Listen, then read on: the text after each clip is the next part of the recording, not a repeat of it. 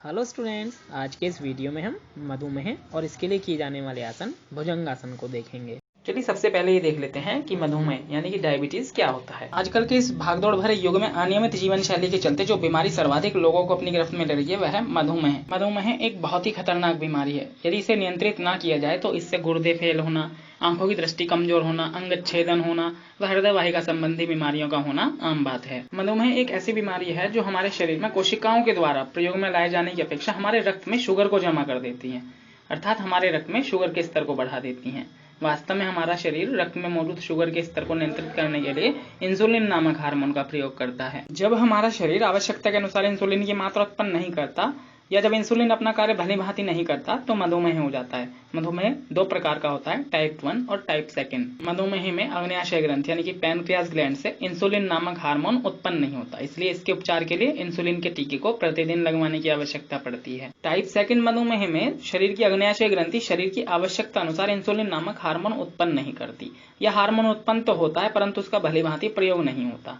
Type 2 मधुमेह के case आमतौर पर पाए जाते हैं, जबकि टाइप 1 के केस काफी कम संख्या में पाए जाते हैं। मधुमेह के कारण व्यक्ति को थकान होना, पेशाब करने की आवश्यकता बार बार महसूस करना, हाथों व पैरों का सुन्न हो जाना, दृष्टि धुंधली हो जाना, शरीर के भार का अत्यधिक कम या अधिक हो जाना व घावों का न भरना आदि मधुमेह के सामान्य लक्षण हैं। और मोटे व्यक्ति प्रायः मधुमेह का शिकार हो जाते हैं।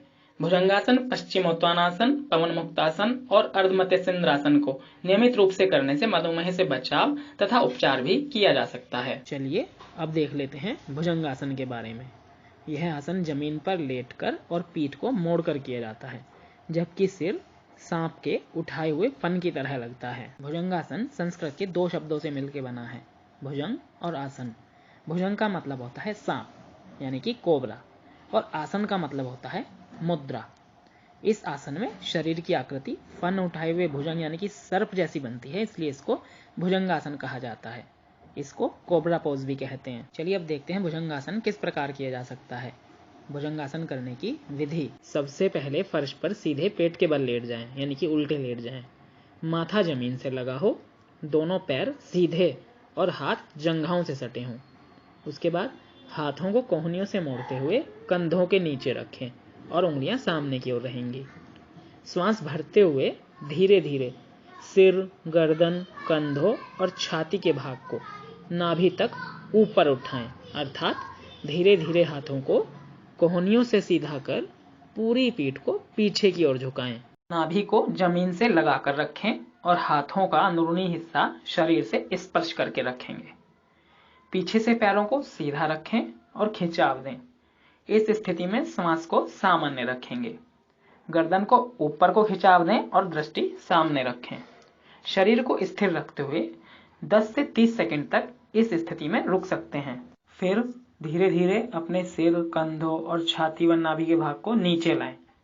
सिर को जमीन से टिका दें तथा हाथों को जंघाओं की तरफ सीधी रखें, अर्थात पूर्णतः सामान्य अवस्था में वापस आ जाएं। श्वास बाहर छोड़ें। चलिए भुजंगासन से मिलने वाले लाभों को भी देख लेते हैं। यह आसन मोटापा कम करता है, मेटाबॉलिज्म को सुधार कर वजन कम करने में इससे मदद मिलती है। एब्डामन को ये टोन करता है और पेट की मसल्स को स्ट्रेच करने में मदद करता है, इससे मोटापा घटता है। और रीढ़ की हड्डी को यह आसन लचीला बनाता है। गर्दन और कमर दर्द के लिए यह उत्तम आसन है।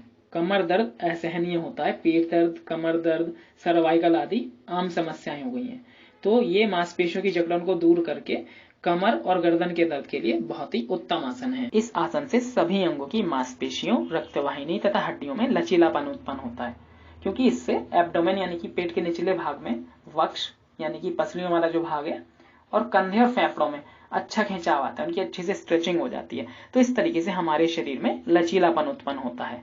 इसी के साथ साथ हाथों की मांसपेशियों को भी यह मजबूत करता है, क्योंकि इसमें हमारे शरीर का सारा वजन हाथों पर पड़ रहा है, तो हाथों की अच्छी एक्सरसाइज हो जाती है, तो उसकी मांसपेशियां मजबूत होने लगती हैं। यह आसन फेफड़ों में ऑक्सीजन की मात्रा को भी बढ़ाता है। जब हम सिर को ऊपर उठाते हैं तो सीने को भी ऊपर खींचना होता है इस आसन में, जिससे फेफड़ों को फैलने में मदद मिलती है और फेफड़ों में हवा के लिए समुचित स्थान बनता है, जिससे सांस लेने के लिए हमें पर्याप्त मात्रा में ऑक्सीजन मिलती है। यह आसन फेफड़ों की शुद्धि के लिए बहुत अच्छा है। जिन लोगों को गला खराब रहने की, अस्थमा की, पुरानी खांसी की या फेफड़ों से संबंधित अन्य कोई बीमारी है, उनको यह आसन करना चाहिए। इससे अस्थमा के लक्षणों को कम किया जा सकता है। यह आसन रक्त संचार को सुधारता है। इसके कम होने के कई कारण हैं, जैसे कि मोटापा और डायबिटीज आदि, और ये इन दोनों ही बीमारी के लिए एक अच्छा प्रभावी आसन है।